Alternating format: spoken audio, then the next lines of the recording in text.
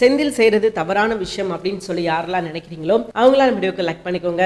ஆமாங்க, கதிர் ரொம்ப தெளிவா சொல்றாரு, உனக்கு வந்து தனியா இருக்கணும் அப்படின்னு சொல்லி நீ ஆசைப்படுற, ஆனா அன்னைக்கு கூட்டு குடும்பமா இருக்கிறது தான் பிடிச்சிருக்குது, சோ கொஞ்சம் விட்டு கொடுத்து போடா அப்படின்ற மாதிரி தான் அவங்க அண்ணனால செந்தில்கிட்ட சொல்றாரு. ஆனாலும் செந்திலுக்கு வந்து இதுல உடன்பாடே கிடையாது. ஏன்னா செந்தில் என்ன நினைக்கிறாரு அப்படின்னா, இந்த குடும்பத்துல இருந்தோம் அப்படின்னா நம்மள வந்து ஒரு மட்டம் தட்டியே என்ன பண்ணிடுவாங்க, காலி பண்ணிடுவாங்க. நம்ம இப்பதான் கவர்மெண்ட் வேலை கிடைச்சிருக்குது, நம்ம நல்லா சம்பாதிக்கிறோம், எதுக்காக இந்த குடும்பத்துக்கு நம்ம அடங்கி போகணும், நம்ம இஷ்டத்துக்கு நம்ம சந்தோஷமா இருக்கலாம்ல, எதுக்காக இந்த குடும்பத்துல கூட சேர்ந்து நம்ம கஷ்டப்படணும் அப்படின்னு சொல்லி அவர் நினைக்கிறாரு. இப்ப வரைக்கும் அவர்கிட்ட யாரும் நீ எவ்வளவு சம்பளம் வாங்குற, சம்பளத்தை வீட்டு கூட அப்படின்னு சொல்லி யாருமே கேட்டது கிடையாது, யாருமே கேட்க போறது கிடையாது. சோ எல்லாமே செந்திலுக்கு நல்லாவே தெரியும். தெரிஞ்சும் செந்தில் ஏன் இப்படி ஒரு விஷயத்தை பண்றார் அப்படின்றதா இப்ப வரைக்கும் மீனாவுக்கு ஒரு கேள்விக்குறியா இருக்குது. மீனாவும் பல இடத்துல சொல்லிட்டாங்க, உனக்கு வந்து தனியா இருக்கணும் பிடிச்சிருக்குது, நான் உன்னை கல்யாணம் பண்றதுக்கான காரணம் என்ன அப்படின்னா கூட்டு குடும்பமா நீ இருப்ப அப்படின்றதுக்காக தான் நான் உன்னை கல்யாணம் பண்ணேன். சோ இப்ப நீங்க இப்படி பண்ணக்கூடாது அப்படின்ற மாதிரி தான் மீனா ஆசைப்படுறாங்க. ஆனா செந்திலோட ஆசைகள் என்ன அப்படின்னு பாத்தீங்கன்னா, தனியா போனா சுதந்திரமா இருக்கலாம், நம்மள யாரும் கேள்வி கேட்க மாட்டாங்க, நம்ம வச்சதான் சட்டம், நம்ம வச்சதான் ராஜாங்கம், நம்மள கேட்கறதுக்கு யாரும் கிடையாது அப்படின்னு சொல்லி அவர் இந்த விஷயங்கள்லாம் பண்ணிக்கிட்டு இருக்காரு.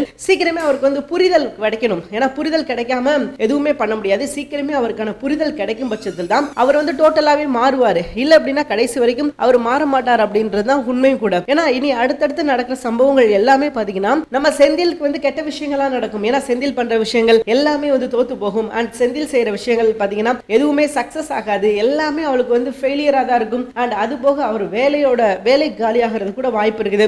நம்ம தெரியாம வந்துட்டோம், இதுக்கப்புறம் இங்க வந்தது நம்ம பெரிய தப்பு, நம்ம குடும்பத்தோட சேர்ந்து இருக்கணும் அப்படின்னு சொல்லிட்டு அவர் என்ன பண்ண போறாரு அப்படின்னா தன்னோட தப்பை உணர போறாரு. நம்ம பண்ணது ஒரு பெரிய தப்பு பண்ணிட்டோம் அப்படின்னு சொல்லி அவர் என்ன பண்ண போறாரு அப்படின்னா ரிட்டர்ன் ஆக போறாரு. அதுதான் இதுக்கப்புறம் நடக்க போகுது. ஏன்னா அதுதான் முக்கியமான விஷயம். அவர் என்ன நினைச்சுக்கிட்டு இருக்காரு அப்படின்னா, இந்த வீட்டுல இருந்து வெளியே வந்துட்டோம் பா, அவ்வளவுதான், இதுக்கப்புறம் நமக்கு எந்த பிரச்சனையும் கிடையாது, நம்ம வைக்கிறதா சட்டம், நம்மள யாருமே எதுவும் கேட்க முடியாது அப்படின்னு சொல்லி அவர் நினைச்ச இந்த விஷயங்கள்லாம் பண்ணிக்கிட்டு இருக்காரு. இல்லப்பா நீங்க செய்யறது சரியில்லோ கிடையாது, தப்புதான் எல்லாமே அப்படின்றத புரிய வைக்கிற மாதிரி தான் இனி அடுத்தடுத்த எபிசோட்கள்லாம் நடக்க போகுது. ஏன்னா அவருக்கும் பாத்தீங்கன்னா நிறைய விஷயங்கள் புரியல. அவர் வந்து நிறைய விஷயங்கள் வந்து மாத்தணும் அப்படின்னு சொல்லி நினைக்கிறாரு. ஆனா எதுவுமே அவருக்கு புரியல. காரணம் என்ன அப்படின்னு பாத்தீங்கன்னா, அவர் எடுக்கிற முடிவெல்லாம் தப்பா தான் இருக்குது. சோ அவர் செய்யற விஷயங்கள் எல்லாமே தப்பா தான் இருக்குது அப்படின்றதுனால அவருக்கு நம்ம என்ன தப்பு பண்றோம் அப்படின்றது எதுவுமே புரியல. ஆனா சீக்கிரமே இதெல்லாம் புரிஞ்சுக்கிறதுக்கான நேரம் அவருக்கு வரதான் போகுது. அண்ட் இனி அடுத்தடுத்து நடக்க போற எபிசோட் எல்லாமே பாத்தீங்கன்னா ரொம்பவே நல்லா இருக்கும் அப்படின்னு சொல்லலாம். ஏன்னா செந்தில் இனி அடுத்த அடி வாங்க போறாரு. இவ்வளவு நாள் வரைக்கும் பாத்தீங்கன்னா செந்தில் அவர் இஷ்டத்துக்கு நிறைய விஷயங்கள் பண்ணிக்கிட்டு இருந்தாரு. ஆனா இதுக்கப்புறம் அப்படி அவர் எதாலும் எதுவுமே பண்ண முடியாது. மீனாவை நம்பி இருக்கணும் அப்படின்ற ஒரு சிச்சுவேஷன் வந்துடும். சோ மீனா தான் வேலைக்கு போறாங்க, மீனா தான் சம்பளம் வாங்குறாங்க, சோ மீனா தான் எல்லா விஷயத்தையும் பண்ணணும் அப்படின்ற ஒரு சிச்சுவேஷன் வரதான் போகுது. அப்புறம் மறுபடியும் பாத்தீங்கன்னா இவர் வீட்டுக்கு தான் போறாரு அப்படின்றதுதான் உண்மையும் கூட.